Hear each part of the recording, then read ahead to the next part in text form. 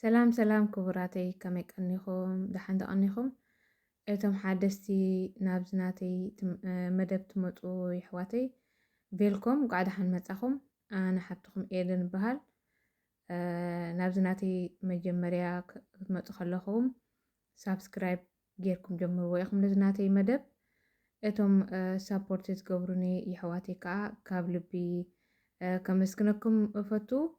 يقنيلي سلة تقولي متحبار سلة تقولي كله دقفكم هانا طريقتكم حسابكم حجي خا نبزا الدالية دلهم مدب قبلكم يا قريتا قنا قرب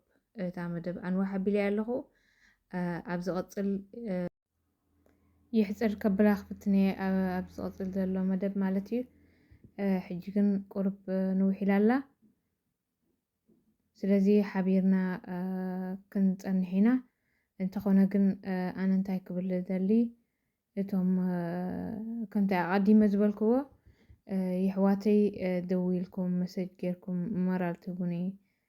ይሕዋተይ ከምኡን ርእቶኹም ሰናይ ሓሳባትኩም ትገልጹለይ የቐኒየለይ ክብል ፈቱ ኣብቲ ናይ መጀመርያኻ ኩሉ ግዜ ጌጋ የጋጥመካ እዩ ከምኡውን ከመይ ጌርካ ቀልጢፍካቲ ለውጢ ኣይተምፆን ኢኻን ካብ ግዜ ናብ ግዜ በብንእሽተይ እንዳተምሃርካ ካብ ግዜ ናብ ግዜ በብንእሽተይ ኩሉ ነገር እንዳተረዳእካ እዩ ዝኸይድ ምስኡ ከዓኒ ካብ ግዜ ናብ ግዜ እቲ ለውጥታት እንዳምፃኻ ትኸይድ ስለዚ ኣነ ከዓ ከም ጀማሪት መጠን دحان الله إلي يحسب جينا جن كل نجار كسب كمتي زبالكوا ندات رد أكا ندار أخايو كمي يحيش ندار أخاي خيط سلزي سنة حساباتكم أب بوتا كومنت تحف ليكم قل سباتي حواتي بلوني يسك تسكفو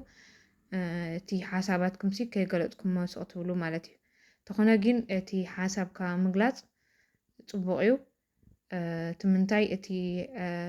ከይተሰከፍካ ሓሳብካ ክትገልጽ ከለኻ ነቲ ሓውኻ ከዓ ትህቦ ዘለኻ ርእይቶ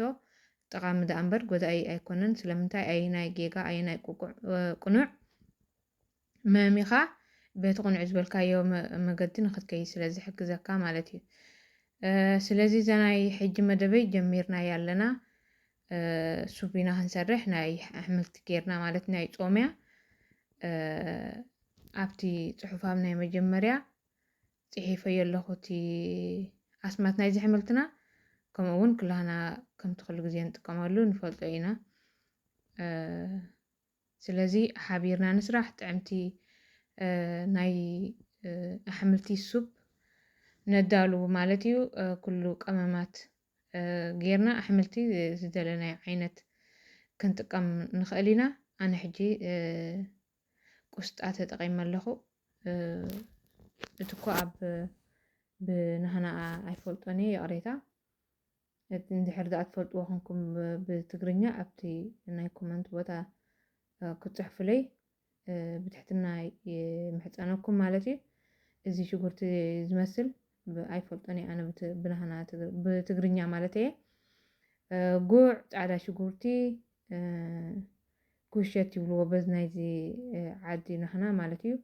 እቲ ሓደ ተጠቒመሉ ዘለኹ ማለት እዩ ከምኡውን ምቁር ድንሽ ቀመማት ኮሚደረ ሽጉርቲ ኮታስ ኩሉ ዘድሊ ተጠቒመ ኣለኹ ገለገለ ግን ዳርጋ ዝበዝሐ ክብሎ ይኽእል እየ ካብቲ ኣሕምልቲ ብዘይካ ካብቲ ንጥቀመሉ ንሕና ወፃኢቲ ካውሎ ቁስጣ ገለ ኣሎ ብዙሕ ነገር ዘይንፈልጦ ከዓ ብንህና ቋንቋ ማለት እዩ ስለዚ እቶም ትፈልጥዎ ኣብ ቦታ ኮመንት ክትፅሕፉለይ ምሕፀነኩም ማለት እዩ ስለዚ ከምዚኣ ጌርና ከነዳሉ ኢና ጥዕምቲ ናይ ሱብ መግቢ ማለት እዩ ወላ ንህፃናት ቆልዑ ክኾነና ይኽእል እዩ ግን በታ መጥሓኒት ጌርና ንህፃናት እንድሕር ዳኣ ደሊናዮ ወይ እውን ደቅና እንድሕር ዳኣ ዘይፈትውዎ ኮይኖም ንጥሓኖ ኢና ምስ ሰራሕናዮ ኩሉ ኣነ ኣይጠሓንክዎን ካልእ ግዜ ግን ጥሒነ ይፈልጥ እየ ቅድሚ ሕጂ ኣብ ዝሰርሕዎ ማለት እዩ ስለዚ ንቆልዑ እንድሕር ዝኣደሊና ብፍላይ ንህፃውንቲ በርበረ ከይተጠቐምና ወላ ንእሽተይ በርበረ ከይተጠቐምና ነዳልዎ እሞ ካብኡ ኣብ መወዳእታ ሽዑ ጥሒና ወላ ንህፃውንቲ ፅቡቕ እዩ ማለት እዩ ንህፃውንቲ ከምኡ እውን ኣሕምልቲ ንዘይበልዑ ደቅና ከዓኒ ውሕድ ዝበለ ኣነ ሕጂ እንታይ ይጥቀመ ቅድሚ ሕጂ ብመልክዕ በርኸር ሰሪሐ ነይረ ንሱ ከዓ እቲ ካልእ ግዜ ምናልባት ካቅርቦ ክፍትን እየ እቲ ኣሰራርሕኡ እንተኾነ ግን እቲ ስጋ ኣሕምልቲ ጥሒንካ ቁርብ ሓርጭ ወይ እውን ናይ ስጋ ኣሎ ሓርጭ ዝተዳለወ ጌርክን ብሓደ ምስ ኣወሃሃድክኖም ምስ ሓንቲ እንቋቑሖ እቲ ኣሎ የድሊ ዝበልክኖ ቀመማት ምስ ተጠቐምክን ተደንጊዩ እንተቐልጢፉ ንሓደ ሰዓት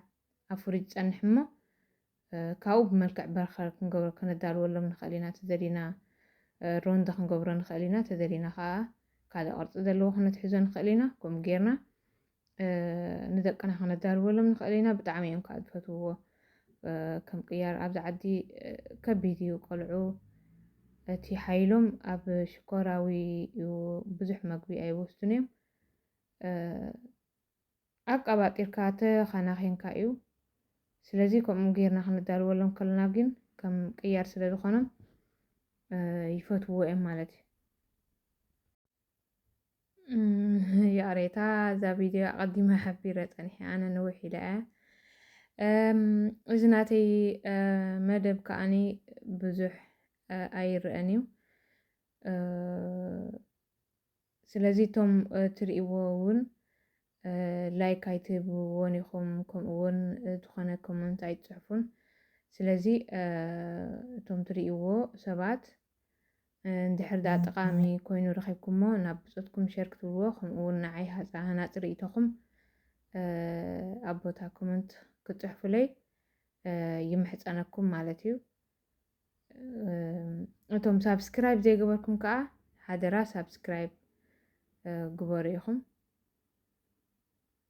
ሳብስክራይብ ናተይ ኣሎ ኣይኣኸለን ኣሎ ኣዝዩ ታሕቲ ኢድ ኣሎ ግና ድሓን ብተስፋ መጓዓዚ ኩሉ ግዜ ኣለዎ ስለዚ ኣይህወኽነ ግዜ ክፅበየ ቀስ ብቐስ ኩሉ ክመፅእ እዩ እቶም ትርእይዎ ሰባት ግን ንዓኹም ዝኾነ ግዜ ኣይበልዓልኩምን እዩ ዝኾነ ትኸፍልዎ ክፍሊት እውን ዘይብሉ እቶም ሳብስክራይብ ዘይገበርኩም ሳብስክራይብ ክትገብሩ እቶም ከምኡ እውን ርእይቶ ዝኾነ ሓሳባት ዘለኩም ከዓ ኣብ ቦታ ኮመንት ክትገዝፉለይ ደጋጊመ ይምሕፀነኩም ማለት እዩ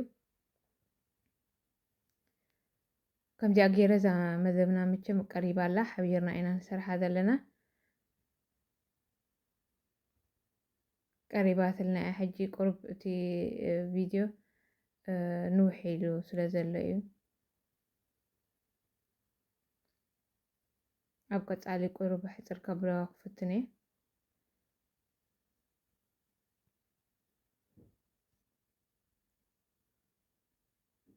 ቀሪባትልና እያ ሕጂ እሞ ይሕዋተይ ምናልባት እቶም ዘይፈለጥኩም ክትህልው ስለ ትኽእሉ ኣነ ሃብትኹም ኤደን ቶርታ የዳልየ ከምኡውን ኬክ ዝደለኹም ዓይነት ስለዚ ቶርታ ክትእዝዙ ትኽእሉ ኢኹም ንዝደለኽሞ ኣጋጣሚ ማለት እዩ ንዝደለኽሞ ንመርዓ ንሕፀ ኮታስ እንተኾነ ኣጋጣሚ ንጥምቀት ኦርደር ክትገብሩ ትኽእሉ ኢኹም ኣብዚ ክትረኽቡን ትኽእሉ ኢኹም ከምኡውን ኣብ ናይ ፌስቡክ ኤደን ከሰተይልኩም ብናይ ቲክቶክ ኣካውንተይ ከዓ ኤሪ ሾው ኢልኩም ክትረኽቡን ትኽእሉ ኢኹም ንዘይፈለጡ ኣሕዋትኩም ከዓ ክትሕብሩ ትኽእሉ ኢኹም ማለት እዩ ስለዚ ከምዚኣ ጌርና መደብና ቀሪባ ኣላ ጥዕምቲ ስብ ኮነ ዳሊ ኢና ነዚ ናተይ መደብ ክትከታተልዎ ጥራይ ዘይኮነ ከዓ ክትፈትውዎ ተስፋ ይገብር ክቡራተይ ዝተጠቒመሉ ዘለኹ ኣብቲ ናይ መጀመርያ ፅሒፈ ኣለኹ መስለኒ እንተኾነ ግን ይቕሬታ ደይፀሓፍክዎ ኣሎ ንሱ ከዓ እንታይ ኣብ መወዳእታ ተጠቒመሉ ዘለኹ ፒንዳ እዩ ፒንዳ ብማይ ውዑይ ጌርና ንሕብሮሞኒ ኣብ መወዳእታ ኢና ነእትዎ ካልኣይ ከዓ ዓደ ስቃይ ፀሓፍክዎን ኣለኹ